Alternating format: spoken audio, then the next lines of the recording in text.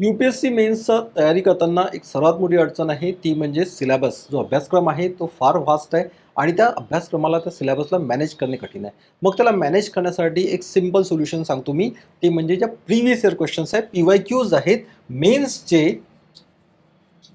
त्यांचं ॲनालिसिस करा. The analysis of the PYQs is the most important.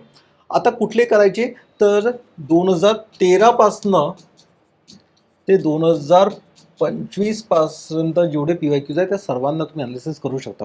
Analysis करताना most of the मुलांना असं वाटतं की त्यांचे मॉडेल आन्सर वाचलं म्हणजे ॲनालिसिस झालं, तर ही चुकीची पद्धत आहे. तुम्हाला ॲक्च्युअली ॲनालिसिस करताना त्या थीम्स आयडेंटिफाय करायचे आहे, त्यावरती नोट्स बनवायचे आहे, कन्सेप्ट समजून घ्यायचे आहे आणि त्यानंतर आन्सर रायटिंग करायचं आहे. एका काही क्वेश्चन्ससोबत मी तुम्हाला समजून सांगतोय. आता तुम्ही इथे 3 प्रश्न पाहू शकता. हे तिन्ही जे प्रश्न आहेत, ते तिन्ही प्रश्न लँडस्लाईडच्या संदर्भात आहेत आणि इथे तुम्हाला जे क्वेश्चन दिसतंय, तर तुम्हाला एक कळेल की लँडस्लाईडच्या संदर्भात तुम्हाला सर्व काही वाचण्याची गरज नाही आहे. तिन्ही यामध्ये तुम्हाला जो प्रश्न आहे that is about the differentiate the causes of landslides in a Himalayan region and the western Ghat. हिमालयाजमध्ये आणि जो वेस्टर्न घाट आहे, जो पश्चिम घाट आहे, तिथे जे लँडस्लाईड होत आहे, जे दरड कोसळतात, तर याच्या मागच्या कारणं जी आहेत तर त्यामध्ये त्यांनी तुम्हाला डिफरन्शिएट म्हणजे फरक करायला फरक विचारलेला आहे. दुसरं, Himalayas are highly prone to landslides. की दरड कोसळण्यासाठी जे हिमालयाज आहे यामध्ये खूपदा तुम्हाला ह्या घटना होताना दिसतात. तर याच्या मागची कारणं विचारली आहे की हिमालयाजमध्ये हे परत परत का घडतं. आणि यासोबत तुम्हाला विचारलं आहे suggest the suitable measures of the mitigation, की याला कशा प्रकारे कमी करता येईल. पहिला प्रश्न जो होता तो 2021ला विचारला होता. दुसरा प्रश्न 2016ला विचारला आहे.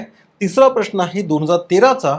प्रश्न आहे bring out the causes of more frequent landslides in the Himalayas than the western Ghat. की हिमालयाजमध्ये तुम्हाला दरड कोसळणे जास्त दिसतं, त्या मानाने तुम्हाला वेस्टर्न घाटमध्ये, पश्चिम घाटामध्ये कमी दिसतं. हा प्रश्न आणि हा प्रश्न हे जवळपास सारखे आहे. तर एक फायदा असा असतो PYQचा की काही प्रश्न तुमचे डायरेक्टली रिपीट होतात. हा पहिली गोष्ट.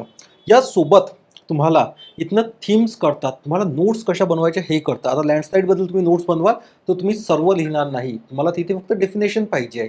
किती एरिया त्याला लँडस्लाईडसाठी व्हल्नरेबल आहे, दरड कोसळण्याला व्हल्नरेबल आहे तो पाहिजे आहे.